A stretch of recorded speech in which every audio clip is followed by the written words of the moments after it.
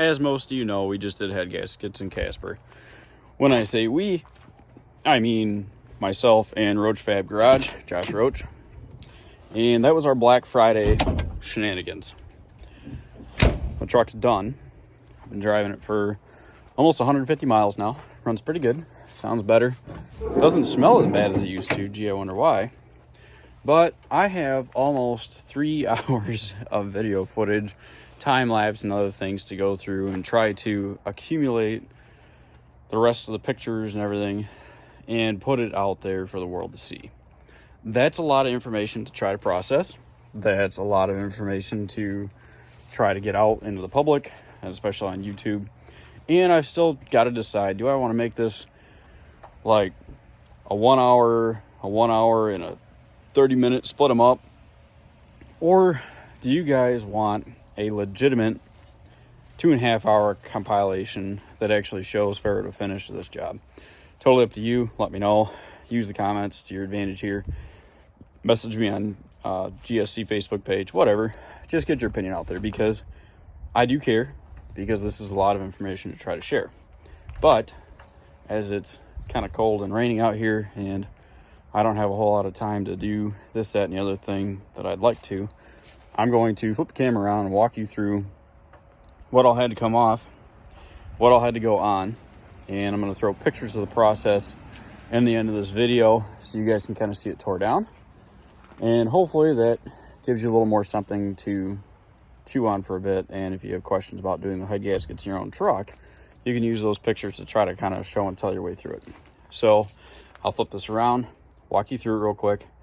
And like I said, let me know what you want, because if it's a 3-hour video or a 2.5 hour video, I don't know how many of you guys really want to sit through that. Most of my videos are no less than 10 minutes. It's quick, it's dirty. It says, hey, this is how you do the job, and you guys go do it. Whereas this one, because there's a lot more detail, and I tried to show a little bit more in depth of how to do it. Also, there's a little bit of teamwork and effort in there, where it just shows me working with one of my best friends. So let's get this flipped around and see what we got going on. So when you're doing your head gasket job, first things first, go ahead and get your coolant drained. What I do is I pop the lower radiator hose clean off a water pump and just let it drain to a 7-gallon pan usually. That'll get you drained enough to where you can be dangerous. Drain your coolant, and then start working on top end. My truck doesn't look normal because obviously I have the S300, I don't have stock turbo intake, etc. But same principle here. Pull your upper radiator hose, pull your thermostat crossover, remove your belt pulleys from driver's side, accessories from passenger side. I left the oil fill on. It really doesn't matter if it's on or off. Remove upper intake plenum, remove lower intake plenum, remove turbocharger, remove air intake, remove downpipe from turbocharger, feed line, and don't forget your turbo return line. That's that shiny thing down there.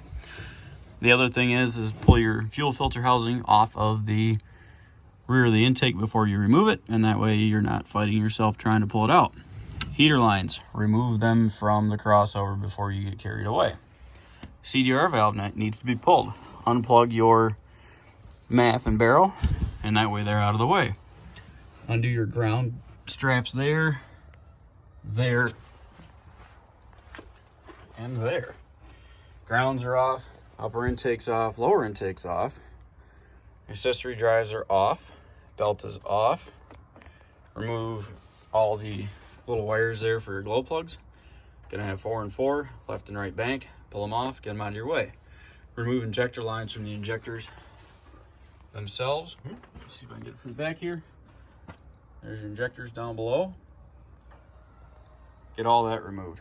And then, once your return lines are pulled off and you have everything out of the way, remove your injectors from the injection pump side. In this case, up under the intake. Get those removed and get them out of your way. So that's the main premise here. Once you have your intakes out of the way, your lines out of the way, get your main wiring harness here, unplug from your injection pump, remove my drain line here, we can talk about that for a second, and make sure that you can get everything out of there.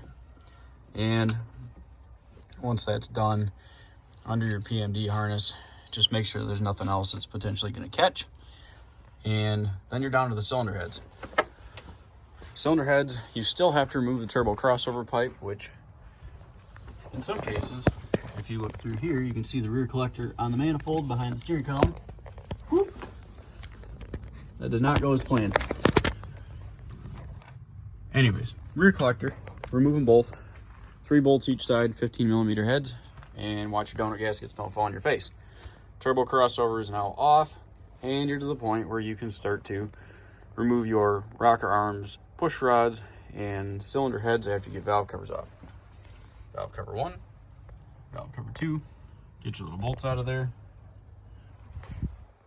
Okay, those are 13 millimeter. So you could do almost this entire job with a 10, 11, 13, and 15. Your accessory drives are going to be 13s and 15s that go to the front of the block. Coolant crossover are 215 millimeters. Lower intake are 15 millimeter. Fuel filter head is 15 millimeter. Turbo crossover are 15 millimeter. Turbocharger T3 foot flange are 15 millimeter.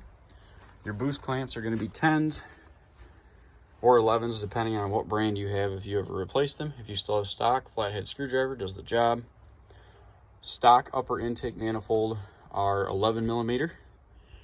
And that pretty much gets you down to injection lines. Injection lines on a 94 to 2000 are 19 millimeter crow's foot line wrench style for the injector side, and I use just a crooked open end for the pump side up here.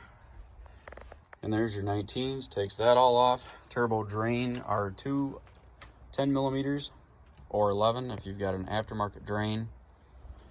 And flat blade screwdriver to undo your hoses. You need a 15 millimeter to remove the rocker arm bridges. You need a cardboard box to put your rockers in the proper order and put your push rods in the proper order, up and down, front to rear. Make sure you have that, or you will definitely regret your life later, because you want them to all go back in the same holes the way they came out. Cylinder heads are 18 millimeter, and that's it. Remove, clean your decks. I use a gasket scraper to get the Kevlar off, and then I hose them down and brake clean, and I use a machinist stone to clean the decks. I'll have pictures of that in here as well to show you what the decks are gonna probably look like dirty and then versus clean. We'll have that all on here. And once your deck is clean, soak them with brake clean one more time, clean them up, wipe down your new heads. You need an M12 by 175 tap to clear all your bolt holes, or stud holes in this case. And then you can set your new cylinder head gasket on, cylinder head on top.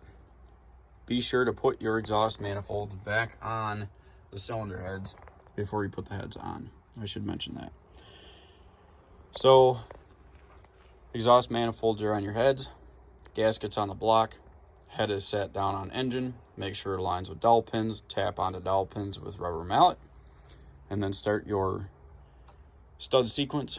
I'll take a picture of that and throw it in here as well. I torque them. If you're using ARP, use your high temp thread sealer on the bottom threads going to the block. And then what I would recommend is do your 50 foot-pounds, do 80 foot-pounds, and then do 120 foot-pounds. Let it sit for an hour, do 120 again, just to make sure everything seals up good. So that'll get your heads back on. Put your push rods back in the right holes. Put your rocker bridges on. Torque those to 40 foot-pounds on both sides. Use one full tube of black RTV on each valve cover. Gaskets like to leak on these. I hate to say it, glue them on. Put your little valve cover bolts back in, the 13 millimeter heads. Snug them up. Let them sit for a couple hours, or in my case, overnight, because it was so cold I couldn't get them to seal. Once that's done, put your injection lines on. Pull your injectors out of your old heads. Put your injectors in your new heads. Those are torqued down to 50 foot-pounds. Put never seize on the threads. Put your new glow plugs in your new heads. Those are torqued at 12 pounds. I put never seize on the threads of those. Put your injection lines onto the injectors. Put them on the pump. I don't know there's a torque spec for those other than tight enough they don't leak. So get your injector lines on. Lower intake manifold and gaskets go on after that. Make sure that everything lines up.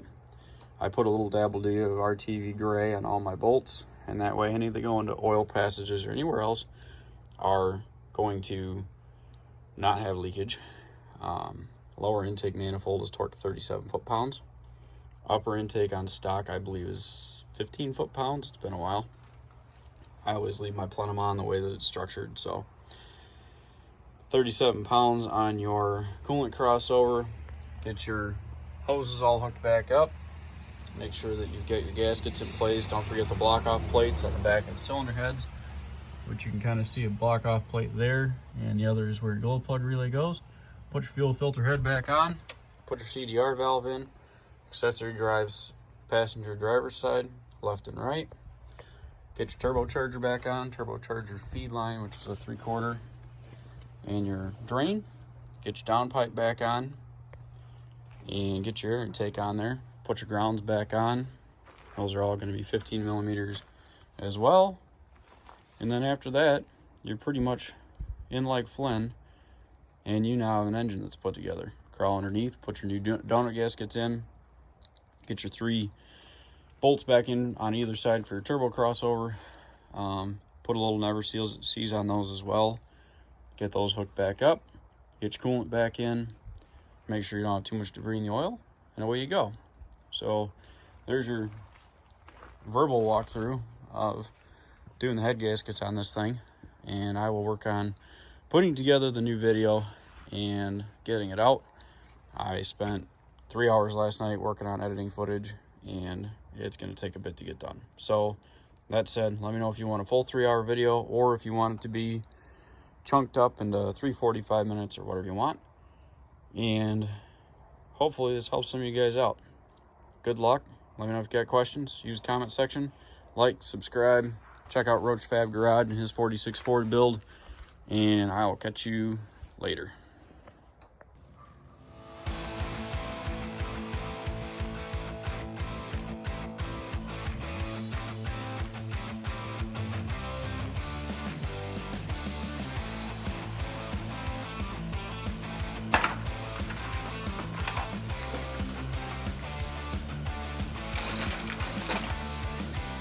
Head number 1 is in, sitting on the studs, dowels. Everything went in pretty well, thanks to the cherry picker. Josh is the man. His phone is still time-lapsing for us of the installation, so now it's time to bust out the ARP bolt torque assembly lube and get that on the top side, bottom side of the studs. I use this thread sealer to make sure the coolant's not going to creep their way up the shank of these things.